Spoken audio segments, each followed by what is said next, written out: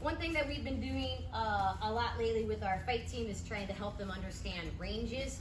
So Muay Thai has a lot of ranges. You have out of range, long range, mid range, close range, clinch range. And so the idea of the hula hoops kind of help people see range a little bit better. So Joe, I'll use you. Come on up, and you're gonna stand. You can be in your wrong paw stance, it's fine. Behind. So here we're out of range. If we're getting ready to fight, we're out of range. There's nothing that I can throw that's gonna hit him, right? There's nothing that he can throw that's gonna hit me.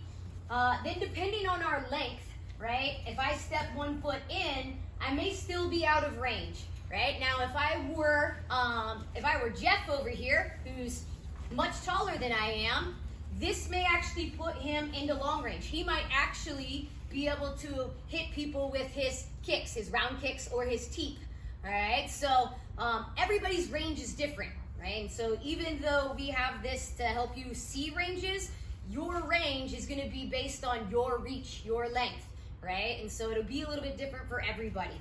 But really trying to draw your attention to, once I'm definitely in this blue hula hoop, I'm at that range where within one little bitty movement, I can definitely make contact. We're fighting at this point. So this is that mid-range.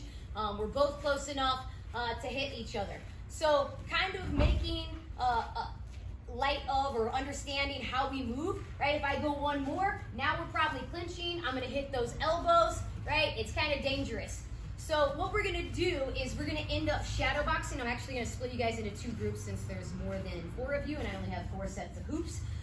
So when you shadow box, you're gonna use these hoops to help you understand range. You're gonna be out here, out of range, right? And footwork, I don't wanna just jump, right? Because that's not how I'm gonna fight Joe. Joe and I are fighting, I'm not gonna be out of range, and I'm just gonna like flying squirrel into range, right? Like, it's not how it works. I've gotta figure out how to use footwork, fakes, and feints, right? So boom, right? Maybe I'm boom, boom, and then boom, I'm throwing things.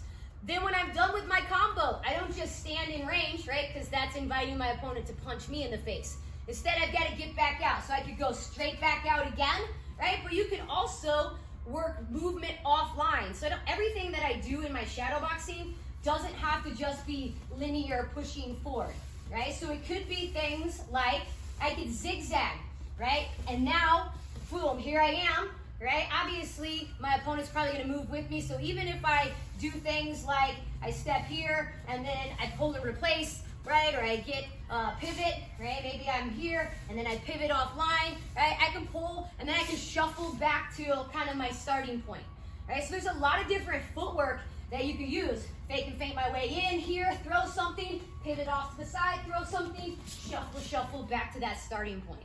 But I want to see you get into various ranges, right? So again, if you're long, maybe you're kicking from this range. If you're a little bit shorter, maybe you're waiting to get here, and then maybe you're gonna even push a little bit further to get into those punches, right? Or I should see you push here, and maybe I see you rip some elbows off, right? But then again, I'm not just stopping here. So I gotta figure out, how do I get out of range, right?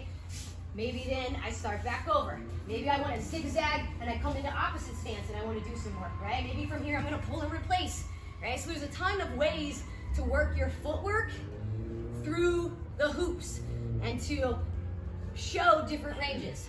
Out of range, long range, mid range, close range, clinch range.